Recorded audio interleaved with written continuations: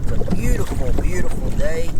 Other than the wind is about 12 to 15 miles an hour, gusting higher than that. Gonna make it a challenge. You guys hang around. We're gonna head over here and see if we can get off one of these points and get us a bite. Hang around. Let's see if we can put one in the boat.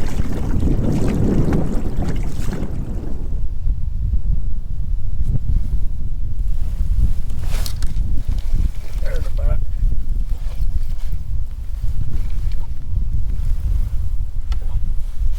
Whoa, baby.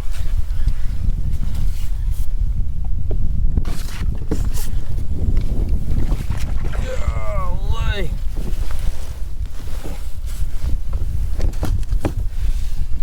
Oh, get up here, buddy. Get up here, buddy. Got him. Woo.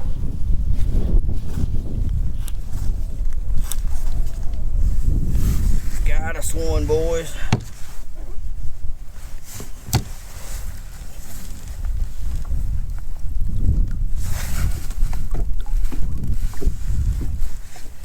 There he is, out on this cold winter day.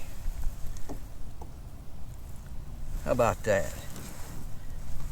Got the little flatworm evidence in his mouth. Oh man, and it was ready to fall out. How about that? Is that not gorgeous? He did not even pull hard to start with until I don't think he realized he was hooked. And but when he did, he took off. Get him on back. See you, buddy. Thanks for the fight. That was awesome. And I have done a couple of different things. And I got a tip that the crankbait bite was on, but I couldn't sit really in the wind and throw a crankbait where I thought that might be a good place for them. And so I pulled up in a pocket and actually got out of the wind. The wind died on me back in that pocket, and I kind of drifted back out and let the wind start taking me across this little point, and decided I'd pull out my drop shot, put the old flatworm on that I've been fishing for a while now, and there it is. And the result was a pretty little winter bass. So I'm gonna try to go back upwind and drift back across again, and do that a couple times and see if I can't get another one on. Gorgeous day. Severe cold fronts have come through, and water has come up. If you fish, you know our lakes are filling back up again. Most of them are full, the ones I fish on. I know Smith Lake is coming up, and that is awesome. That's what we want to see. We want them full by spring. These fish can have a good spawn, and we can get back to chasing our little green friends again. All right, I'm gonna paddle back up, and I'm gonna drift back with the wind and doodle this drop shot along a little ways. And I'm gonna try to hit a couple of points like that. Some of this, the way this wind's coming out of the west today, it's kind of hard to do, but hang out with me. Let's see if we can't get one more in the boat. There is no skunk in the boat today. Happy, happy. There's a bite, boys. See if he hangs on again. I think he did. Oh, he didn't.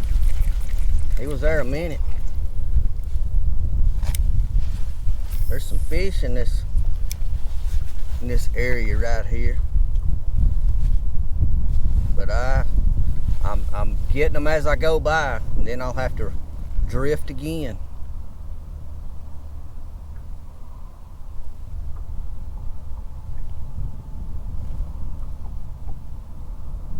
Oh, I thought I was on a limb. That's a fish.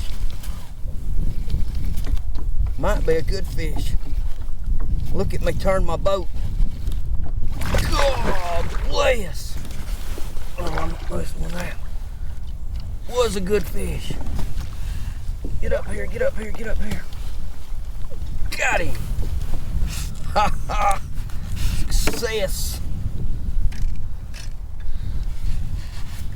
Oh, I've got a tangle in my line. There we go. Now we can turn the camera on. Man, the little flatworm is showing out today. Two good fish right in the roof of the mouth, right where you want to catch a fish. Look at that, they're getting bigger. Woo! I've had a rough couple of weeks catching little dinks or not catching or getting blowed off the water and the wind has been terrible today. That right there is making up for it quick. And to top it off, when you design a worm yourself and it goes out and catches fish and catches good fish, so proud, so very proud. Mike Clark, I hope you see this, buddy. This is how you do it. You run the drop shot, you catch a bass. Let's get her back. See ya. Now I am blown off this point again. I'm gonna show you guys right quick what I'm doing before I go back. I got a little drop shot hook here. It's actually designed for a wacky worm, but I love it for the drop shot. It's got a little wire keeper. It's really good because now over on Katoma or on Smith Lake, I don't use it as much as I do an open hook. But over here on the duck, that little wire keeper, I don't know how many times I can rattle it around in some bushes and stuff. There's a ton of brush still in this lake, and that little hook is still going to get hung up some. But when you're throwing a little drop shot, you will not lose as many hooks as you normally would. That little keeper does its job. It's not a save-all. When you got this much brush in a lake, it's a new lake, all you guys know, you're still gonna hook a limb and get yourself in a mess. But I'm twisted around the end. It's making me crazy. There we go. I think I tied it in a knot a while ago. Anyway, I am now about 50 yards off my point, talking, blowing. So, gonna go back and drift one more time and see if we can do 3 in a row. First 2 was really nice, and maybe they'll get bigger even still. Hang out with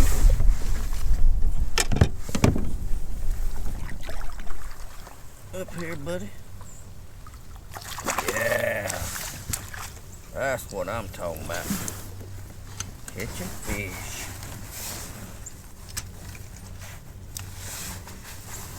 Alright. Let's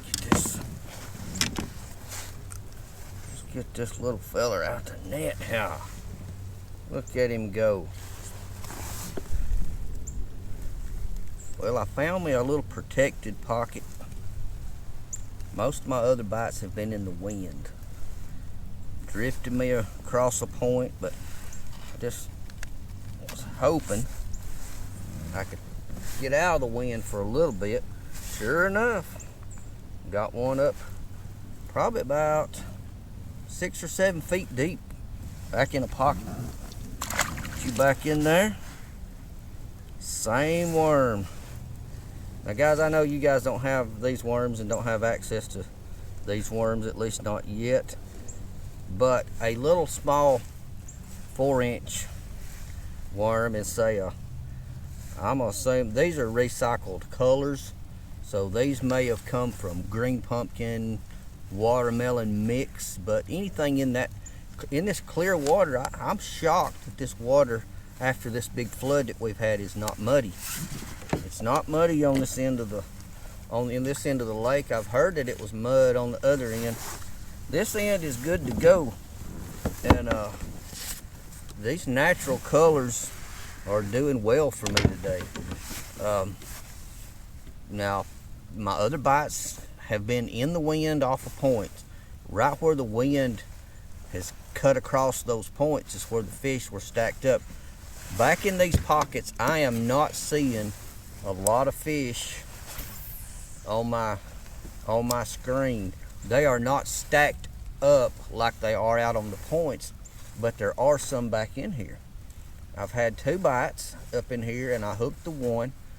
I had another bite before I came into this pocket out on the point in the wind again, and I didn't get him. He about took my rod out of my hand. The other 2 bites, man, I didn't hardly know I had a bite. So the bite is just, it's kind of random, but the fish out on the points seem to really be stacked up in certain areas. They're grouped up, seem to be facing into the wind as the wind comes across. These fish back in these pockets, they're just relating to shallow structure. Matter of fact, I'm hung in a treetop doodling my worm around while I'm talking. But they seem to be close to just shallow structure. Numbers of fish are going to come better off the points probably in the next day or so. You just got to check and keep checking, and there's not fish, doesn't seem to be fish on the whole points. There's certain little key areas that I got bites on, which basically crowded them all up together.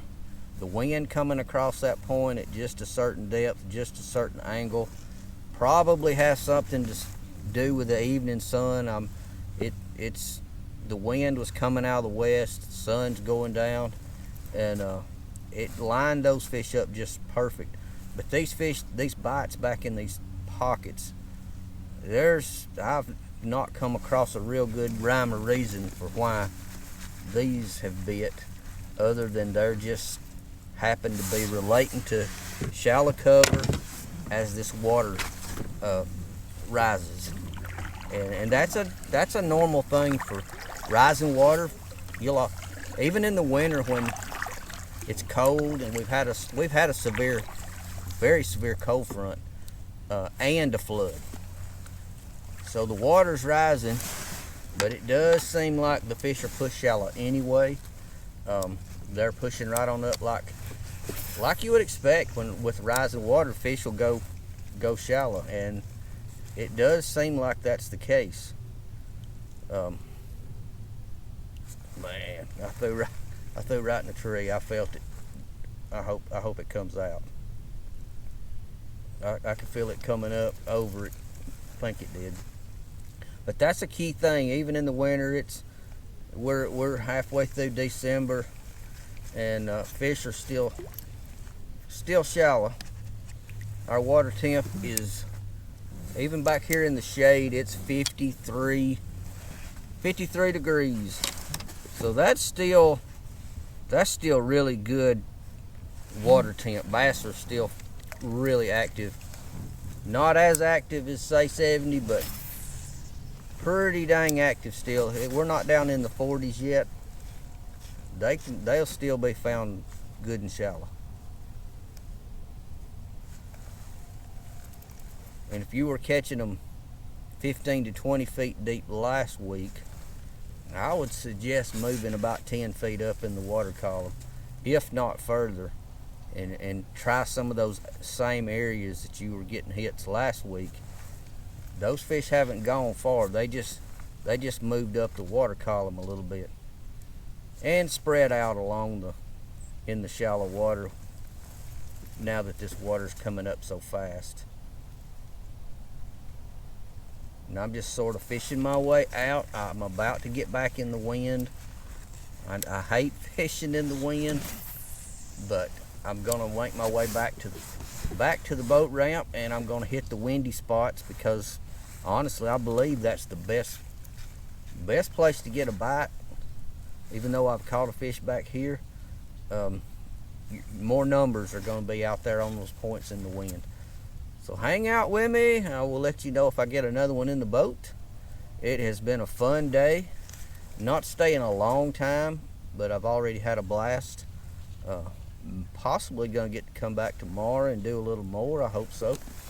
Either way, it's fun. I'll wind it up here in just a little while if I don't catch anything. And if I catch anything, I'll see you then. Hang out.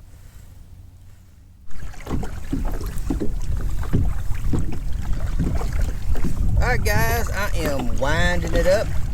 That last fish turned out it's going to be my last fish.